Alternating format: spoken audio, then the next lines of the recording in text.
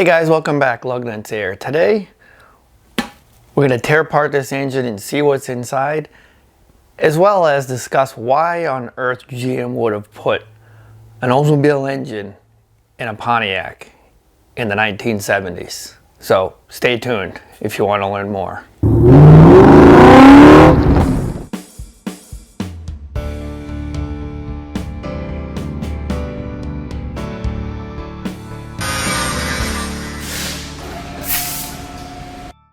So, in the 1970s, it was a dark time for the American auto manufacturing companies. You had government regulations putting stricter emissions controls on cars. Safety changes were being made where you started to have the 5-mile-an-hour bumpers. You had these big honking chunks of metal they just kind of threw on there. There was some strong competition from the Japanese cars, and just the quality of American cars was just going downhill. For Pontiac, they tried to keep the muscle car alive as long as they could. And in the 70s, in the early 70s, you could still get the 400 and the 455. Later on in the 70s, you could still get a 400, but up until in 1979, the only way you could get a Pontiac 400 is if you opted for a manual transmission. If you wanted an automatic in 1979, you got this, the Oldsmobile 403. Now, there was another option. There was a Pontiac option in 79. You could get a 301 Pontiac engine, but that was lower horsepower and smaller and, well, wasn't as good.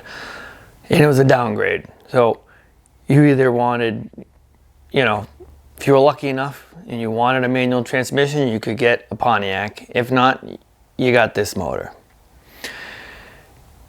And of course, not only did you get a lower horsepower engine of 180 horsepower with the 403, they made it into a power robbing automatic transmission. Yeah, so, but now if you had the Pontiac version, you got a manual transmission and 220 horsepower. So why would you get the 403? Well, they only had a limited supply of 400s left in 79. They were basically leftover 78 engines that were put into 79 cars. So there was only a limited supply, and that's why they only went into manual transmission cars. And the 403 started in production in the Trans Ams in California in 77 because these engines met the smog requirements. So in California, you didn't have the choice of the Pontiac 400 anymore in 1977 on. You only could get the 403 because it met the stricter California emissions that the Pontiac 400 would not do. And that's pretty much what led to the demise of the 400 and why later years from 1980, 81, you had the Pontiac 301 with its whopping really low horsepower. But they did not disappoint. GM did, or Pontiac did, make the turbo Trans Am with the 301 with a turbocharger. And yeah, that had some serious horsepower. A whopping 210 ground pounding, tire smoking horsepower. Well, not really. It did have 210 horsepower, but I don't think it would ever spin the tires or shake the ground or scare grandmothers. But yeah, at least they made the effort. Hey, and it did have some cool lights that would light up on the hood scoop. Anyways, what we have here is a 403 Oldsmobile engine. And from the factory, 180 horsepower, not very great. Mostly due to the low compression, pistons, and the heads, but these are good heads. They can be ported, machined, and made to improve flow. These flow really well when machined right, when, you know, with the right head work done to them. These actually are really good head for this engine. So with these heads, machine work done to them, a RPM intake, some hypertectic pistons, a custom ground cam, you can be up over 400 to 450 horsepower out of this engine, which is pretty respectable considering where you're starting from at 180 measly horsepower. So, but the first thing you got to get rid of is this monster cast iron intake manifold, which is heavy, very heavy. If you want to take a guess, leave a guesses in the comments below what you think this weighs. I got a scale right here. We're going to throw it on the scale and find out. But post your guess, and at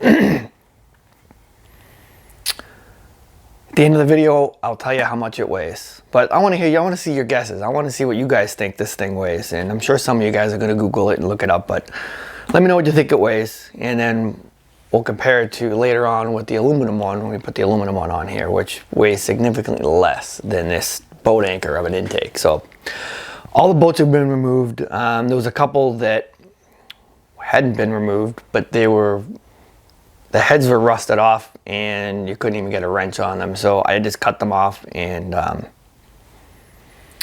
cut the heads off, and then pulled the bolt on, was able to unscrew the bolts after that. So let's pull this off, see what's underneath here, and then we will then I'll flip it over and take the oil pan off and see what we got there, see what that looks like. And let's get to it. Let's pull it off. Oh,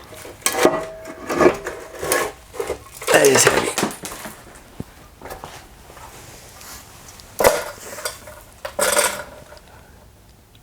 Ooh, that's really heavy. Don't forget, make your guesses and I'll tell you what it weighs.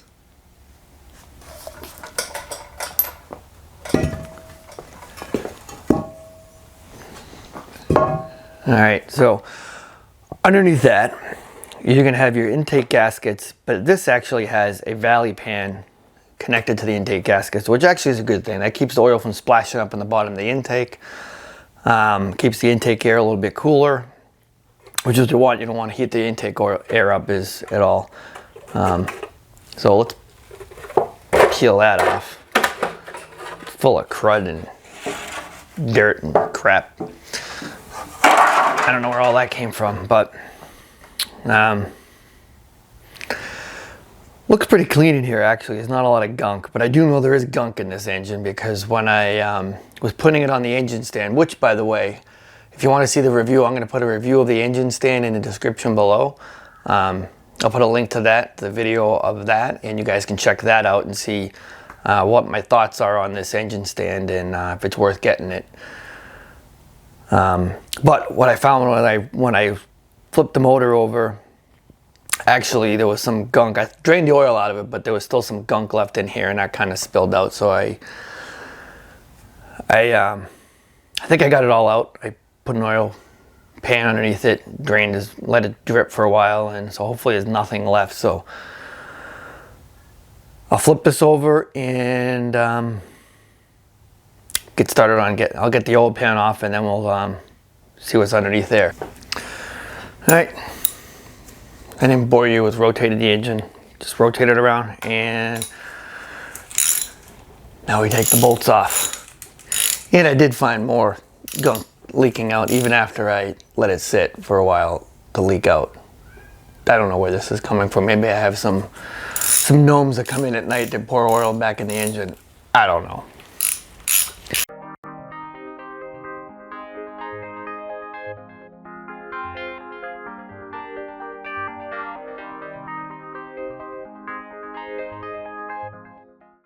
Okay, so Not too bad. I got the oil pan off. Had a little trouble popping it off. I had to go grab a screwdriver with a hammer and just kind of hammer it to pop it loose, but got it pop free, pulled it off, and other than the gunk in the bottom of the pan, it was probably just from sitting for so long, from however long this engine was sitting from when I bought it. But other than that, it looks actually pretty good in the bottom end on here. So let's take a look, see what it looks like, see what this this engine looks like in the bottom end, and show you what the weak points of this motor are. And there's one area of this motor that's significantly a weak point that can be addressed, and there is a way to address that, and we'll go into that. So let's take a look at what it looks like and what the problem is. Okay, so you can see here, it looks pretty clean actually. There's not a lot, there's no gunk buildup on anything in here, and actually I don't believe, well, yes, we can see the area of the problem here. So if you look down in here, I don't know if you can see it very clearly, but if you look here where my finger coming through here, this is what they call, this is considered to be a windowed main part of the, basically your crank is attached to the main bearings, is attached to these, I guess, webbing or whatever you want to call it. But on a traditional engine, this is solid here. You don't have this opening. But because of the way this engine is, it's a small block engine that's been bored 403, so it's been bored out quite significantly to get the 403 cubic inch engine. And what they had to do was they had to basically open this area up here to allow clearances for everything to function and rotate the way it should. That creates a weak point, and at higher RPMs this can cause some problems with the engine and prematurely wearing out the bearings, or causing some issues as those that can be allowed to flex. When you're going to a higher horsepower version of this engine and you're adding power, you need to do is put what they call a girdle on. And basically what the girdle does is attaches to the main caps on each cylinder, or at least bank of cylinders that hold the crank down, and then it attaches to the block. So that gives it strength, much more significant strength than what you have now. That's what the bottom end, that's what it looks like. You can see down in there, you can see, actually see the camshaft down in there. So there's the cam, and you can see here's one of the rods. You can see the piston skirt here on this one coming through. You got your oil pump, your dipstick. There you can see that side piston. The skirt, you can kind of see down in there what the piston looks like on the bottom side. That's a stock factory piston. This engine, from my understanding, was never out of the car. This was never disassembled, never been rebuilt. It should be completely stock. Let's flip it over on the other side and take the head off, and then we can see what the top of the motor looks like. Oh, and there's your timing chain here. So that's on the front. This is your front, this is your balancer, your timing chain cover, and on the back is where the flywheel or flex plate attaches to the crank. So this is the back of the crank, and that's about it for the bottom side. Okay, we got the engine all flipped over. You can see the head. I got the right side head facing up just to make it easier to disassemble this side. As you can see here, this I took off a while ago. This is where the oil filter goes. You'll see that right there. So that goes there. That's what the oil filter mounts to. I already had removed that, and I dropped my bolts and gasket to go with that. Let's set those over there. Here is where your fuel pump goes. So this is where your mechanical fuel pump would go. This is your filler tube here, and you got the spark plugs. Now on a Oldsmobile and on your Pontiac engine, you'll note that unlike a Chevy, where you have your exhaust manifolds are here with the spark plugs here. The Chevy will have the spark plugs in between, so there's a little bit different design. First thing I'm going to do, I'm going to pull the spark plugs out, then I'm going to pull the rockers off, pull the push rods out, and then unbolt the head. Take this head off, and then we can take a look at, see what it looks like under there.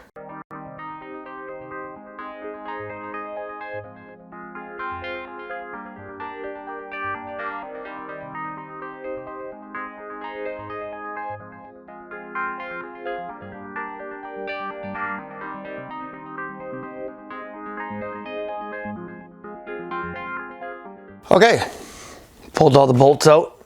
So there's 1, 2, 3, 4, 5, 6, 7, 8, 9, 10 head bolts and the 4 spark plugs. So this should be free. You should be able to just pop it off. Here it goes. All right. There it goes. Well, there's the underside of the head. Yeah, that's that.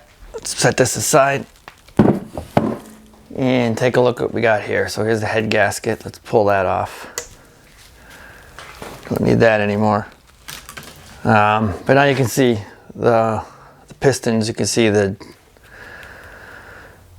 these are, you know, they're concave. They got a cavity there, so you get a low compression with that. And that's one of the problems with these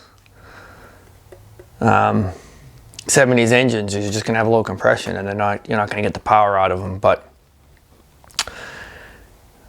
with modern technology, there's new pistons out there for these that bump up the compression and give you much more horsepower out of these things, and allow you to get that 400 plus horsepower rating on them. Now, some of these engines, just guys out there, they're building these 403s to over 600 horsepower. Now, that's a little much for this car. Plus, it's not as streetable of an engine as this one will be. That's 600 horsepower engine on one of these. You're gonna find that more in more of the drag racers are gonna be using something like that. For me, I don't really plan on doing a lot of drag racing. I plan on more driving this on the street. Maybe take it to an occasional track day, maybe an autocross once in a while, that kind of thing. Maybe the drag strip once in a while, but that's not going to be my main focus for this car. It's more of driving it, enjoying it, and finding a nice twisty road, because this car is getting some suspension upgrades that are going to allow it to drive really nicely on a twisty road and also on a straight line. But the focus isn't on just straight line performance. The focus is on overall performance, and so that's what we're going to do with the engine as well. So there you have it. You got the inner workings of the 403 Oldsmobile engine, and you got to find out why GM put it into a Trans Am. Pontiac just, they still wanted to have that large cubic inch engine, and hung on as long as they could until 80 and 81 and there on after, where actually after 81 and 82, when they changed the body styles, it went on to use a Chevy small block engine. You either had a 305 or a 350 small block Chevy from there on out, until it went to the LT1 in the early 90s, the LS1 in the late 90s, and then GM killed off the Trans Am. And a number of years later, they killed off Pontiac altogether, which is a sad moment for car guys. But with restoring these cars and keeping them on the road, hopefully the next generation will still know what a Pontiac was. At least I hope so. At least they'll know what a Trans Am was, at least with mine, because I'm getting this back on the road again, and hopefully back on the road again by the spring. And so next time you see this engine, it'll be rebuilt and brand new again. I'll probably finish taking it apart, but you guys don't need to see all that work. You just more of unbolting this and that, but you get the kind of idea of what it takes, what it looks like torn apart. So stay tuned. Next time you see this, it'll be all shiny new again. And actually, I'll take you guys to the machine shop with me, and we'll check it out on the engine stand and see this thing run before we put it in the car. So that'll be exciting. When if we can get to do that, we'll do that. Hopefully we can. Hopefully I can take you guys there and see this engine run and have new life again. That will be exciting. So, till next time, take care, guys.